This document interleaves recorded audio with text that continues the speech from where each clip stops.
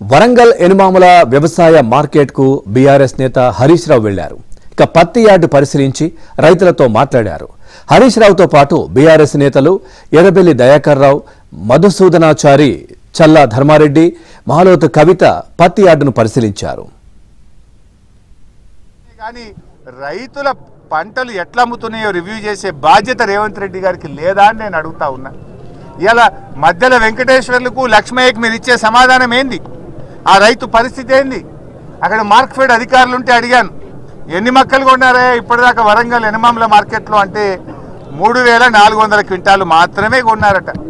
పోనీ ఎవరికన్నా ఒక పైసా ఇచ్చారా అని అడిగిన. ఇప్పటిదాకా మక్కలు కొన్న రైతులకు రాష్ట్ర ప్రభుత్వం ₹1 విడుదల చేయలేదు సార్, అందువల్ల మేము రైతులకు ఇయ్యలేదు సార్ అంటున్నాడు మార్కెట్ అధికారులు. మాటలు ఎట్లుంటాయి రేవంత్ రెడ్డి గారి? వడ్లు కొన్నా మక్కలు కొన్నా 24 గంటల్లో రైతుల అకౌంట్లలో డబ్బులు జమ చేస్తామన్నారు.